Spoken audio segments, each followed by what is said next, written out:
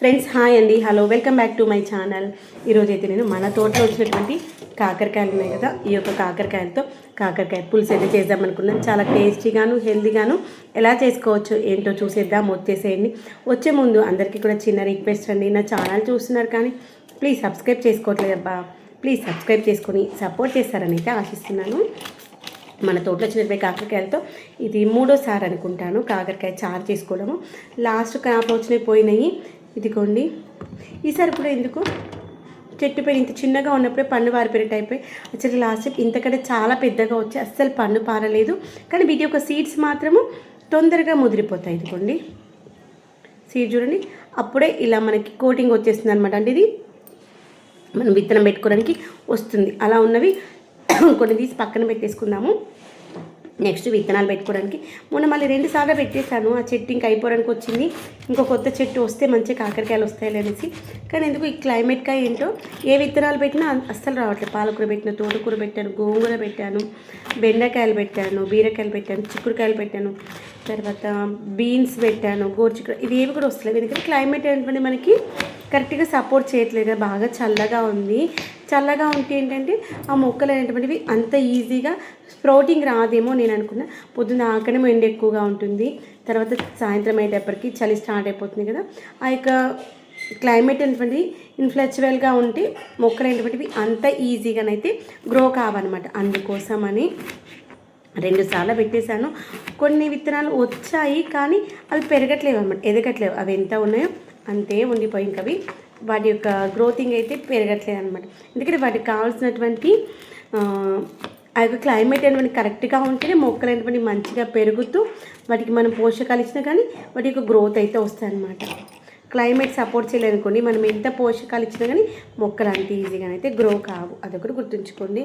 ఇదిగోండి కాకరకాయలు అయితే ఇలా చిన్న చిన్న ముక్కలుగా కట్ చేసుకుంటున్నాను. చిన్న చిన్న ముక్కలు. ఈ యొక్క కాకరకాయ విత్తనాలు ఉంటాయి కదా, వీటిని నేను ఏం తీసేయను, అట్లే పెట్టేస్తాను. కాకరకాయ చారులో అయినా కాకరకాయ పులుసులో అయినా కానీ ఆ యొక్క సీడ్స్ అలానే వేస్తే బాగుంటుంది టేస్ట్. నేను ఉత్త వాటర్తో కడిగేసి ముక్కలు కట్ చేసి డైరెక్ట్ తాలింపు వేసేస్తాను. కొంతమంది ఈ పైన ఉన్నదంతా గీకేస్తారు, లోపల ఉన్నంతా తీసేస్తారు. నేనైతే అవి ఏం తీయను. ఎందుకంటే కాకరకాయ అంటేనే మనం తినే దేనికోసం చేదుగా ఉండడం కోసం, చేదుగా ఉన్నటువంటి ఫుడ్ తినడం కోసమే కదా. ఇదంతా పైనదంతా పొట్టు గీకేసి లోపలంతా తీసేసాక దాంట్లో ఉన్న 50% కంటే ఎక్కువే మనము చెత్తలో పాడేస్తున్నాము. కాబట్టి అలా అస్సలు చేయదు. మళ్ళీ కొంతమంది ఏం చేస్తారు, ఉప్పు వేసేసి దాన్ని పిసికేసి 2-3 సార్లు నీళ్ళలో కడిగేస్తారు. అప్పుడు కూడా దాంట్లో ఉన్నటువంటి ఆ యొక్క చేదు పోతుంది అని మనం ఒకటి గుర్తుంచుకోవాలి. అది ఆరోగ్యానికి మంచిది అంటే చేదుగా ఉన్నా కానీ తినడానికి ఇష్టపడ్డామనుకో అప్పుడు దాంట్లో ఉన్నటువంటి పోషకాలన్నీ పుష్కలంగా వస్తాయి. ఇప్పుడు నేను చేసినట్టు ఒకసారి ట్రై చేయండి. అస్సలు చేదైతే అస్సలు రాదన్నమాట. ఒకవేళ ఎక్కడైనా కొంచెం చేదుగా ఉన్నా కానీ కాకరకాయ ఆరోగ్యానికి మంచిది అనుకొని తినని, అప్పుడు చేదు అన్న ఫీలింగ్ రాదు. గుర్తుపెట్టుకోండి. నేను అఖిల్కి కూడా పెడతాను. అఖిల్కి చిన్నప్పుడు పెట్టాను, మధ్యలో గ్యాప్ ఇచ్చాను, తినలేదు. ఇప్పుడు చెప్పాను మరి నాన్న కాకరకాయ పులుసు నేను కాకరకాయలు అసలు కనిపించకుండా పెడతాను, తినేసేయాలని. ఎందుకంటే కాకరకాయ ముక్కలు చాలా చిన్నగా కట్ చేస్తాను. ఎందుకండి ఇలా చిన్న చిన్న కట్ చేసి తర్వాత మనం తాలింపులో మంచిగా మగ్గనిస్తాం కదా, అప్పుడు తాలింపులో మంచిగా మగ్గడం వల్ల అది మనకి ముక్కల్లా కనిపించదు, టేస్ట్ చాలా బాగుంటుంది అనమాట. అందుకోసమని మనం పిల్లలు తినట్లేరు కదా అనేది స్కిప్ చేయకుండా వాళ్ళకి నచ్చే విధంగా, వాళ్ళు తినే విధంగా చేసి పెట్టాలన్నమాట. అప్పుడు పిల్లలు అన్ని రకాల పోషకాలు అనేటువంటివి వాళ్ళకి టమ్మీలోకి ఈజీగా వెళ్ళిపోతాయి. అదొకటి గుర్తుంచుకోండి. ఇవన్నీ ఇలా మంచిగా కాకరకాయలన్నీ తీసేసి ఆల్రెడీ బియ్యం కడిగి పెట్టేసిన ఆల్రెడీ 10:30 అవుతుంది. ఇప్పుడే పైనకి వెళ్ళేసి మొక్కలకి రైస్ వైన్ స్ప్రే చేసేసి వచ్చానమాట. రైస్ వైన్ దాంతోపాటు దాంట్లో పుల్లటి మజ్జిగ కూడా ఉంది. మొక్కలు ఏంటంటే పాపం ఎదగట్లేదు అనమాట, వాటికి కావాల్సిన పోషకాలు సరిపోవట్లేదు. వాటికి మనం సరైన ఫుడ్ ఇస్తేనే అవి మనకు కావాల్సినవి కాపిస్తూ మొక్కలు మంచిగా హెల్తీగా ఉంటాయి. మొక్కలు డల్గా ఉన్నాయంటే వాటికి కావాల్సిన పోషకాలు వాటికి అందట్లేదు అని దాని అర్థం. అప్పుడు మనం ఏం చేయాలి, వాటికి కావాల్సిన పోషకాలు ఇస్తే మంచిగా ఎదుగుతారు. పిల్లలు చదువుకోవాలని స్కూల్ పంపించేస్తే చదవలేదు కదా, స్కూల్లో టీచర్ చెప్పింది విని నేర్చుకోవాలి. ఇంటికి వచ్చాక హోంవర్క్స్ రాసుకొని రేపు ఎగ్జామ్ ఏముంది అనేది దానికి సిలబస్ చూసుకొని చదువుకుంటేనే కదా మార్క్స్ వచ్చేది. ఇదే విధంగా మొక్కలు కూడా అంతే అనమాట. మనం వాటిని మొక్కలు పెట్టేసామా అయిపోయిందా అంటే అసలు గ్రోత్ రాదు. వాటికి ఎప్పటికప్పుడు మనం అబ్జర్వ్ చేసుకుంటూ ఉంటే మంచిగా గ్రోత్ వస్తుంది. కొంతమంది అనుకుంటూ ఉంటారు మనం మంచిగా స్టాండర్డ్గా ఉన్నటువంటి స్కూల్లో వేసేస్తాము ఇంకా అయిపోయింది, పిల్లలు చదివేస్తారు అని.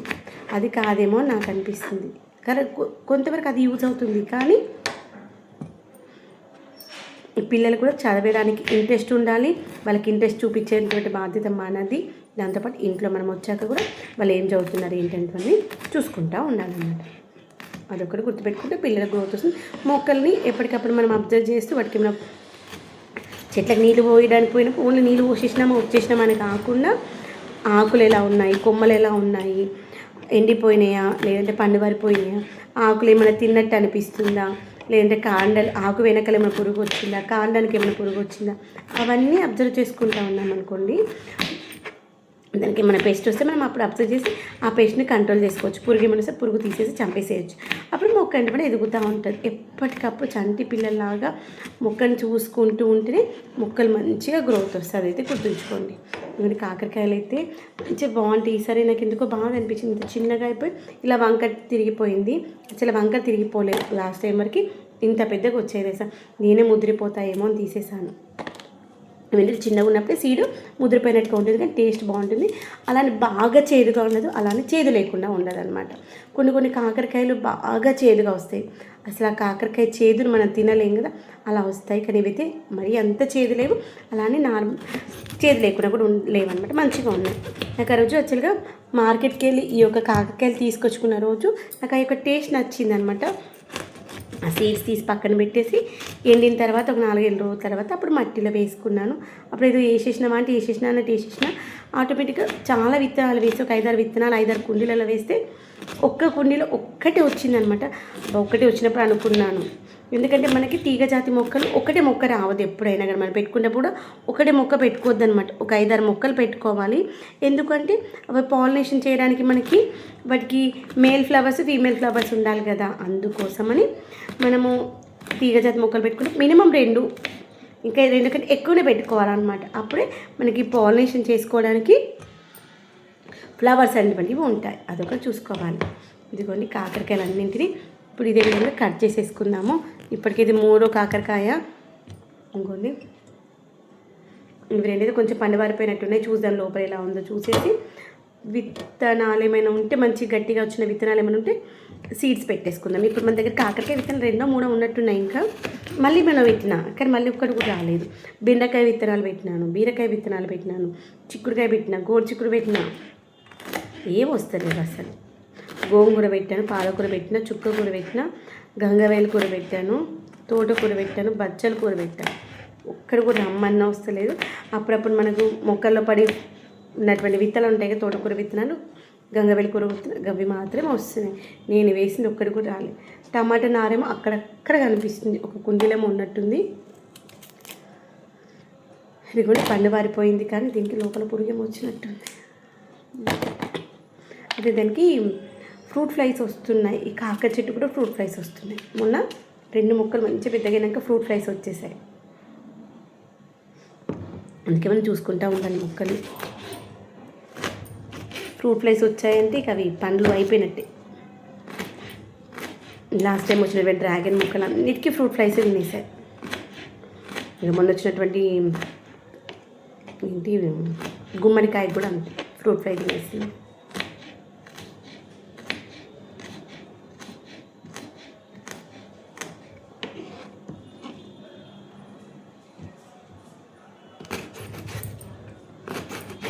ఇలా మంచి సన్నగా చిన్నగా కట్ చేసుకోవాలి ముక్కలు.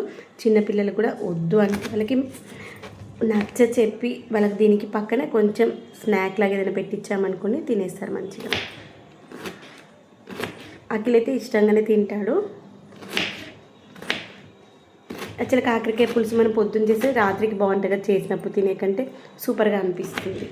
ఇప్పుడు నేను కాకరకాయ పులుసు తాలింపు వేసేసి అల్లం పచ్చడి చేయాలి. పాపం ఆయన ఎప్పటినా అల్లం పచ్చడి అడుగుతున్నారు. వాటికి కావాల్సిన ఇంగ్రీడియంట్స్ అన్నీ తీసి పెట్టుకున్నాను, చేసేసుకోవాలి. ఇడ్లీ పొయ్యి మీద పెట్టేసా, ఇడ్లీ ఉడుకుతూ ఉంది. బుజ్జిగా ఉన్నాయి కాకరకాయలు. యాక్చువల్గా అప్పుడైతే నేను ప్రతిసారి ఓన్లీ 2 కాకరకాయలు తెంపేదాన్ని. ఆ 2 కాకరకాయలతో నాకు కాకరకాయ పులుసు అయిపోతుంది. ఆ 2 కాకరకాయలు మనకి 1/4 కేజీ కంటే ఎక్కువగా ఉంటుంది, మంచిగా అనిపిస్తుంది.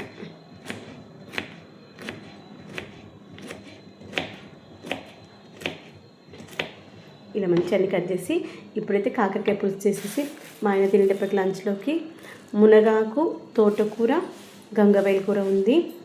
ఈ మూడింటి కాంబినేషన్తో ఫ్రైడ్ రైస్ ఏమైనా చేద్దామా అనుకుంటున్నా. లేదు ఓన్లీ మునగాకు రైస్ చేసేసి మిగిలిన ఆకుకూరతో నైట్కి చపాతీలో పిండి కలిపేసి అట్లా చేసుకుందామా అని ఆలోచిస్తుంది.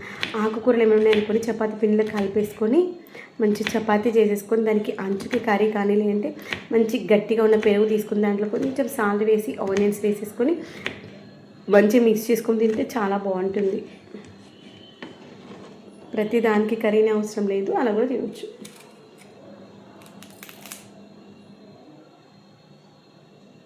ఇంకొన్ని లోపల పురుగు వచ్చింది, అందుకే అది అలా ఉందన్నమాట.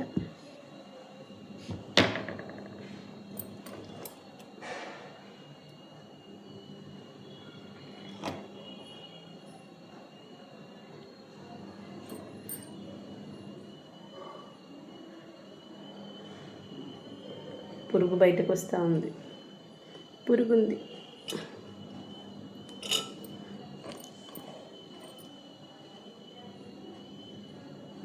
పురుగు బుజ్జిగా ఉంది, బయటకు వస్తుంది. కొన్ని పురుగులు మొన్న చూశాను కాకరకాయలైనా ఇది దాంట్లో ఇట్లా జంప్ చేసేసి బయట పడిపోయింది. తీసేసి బయట పడేసి వస్తే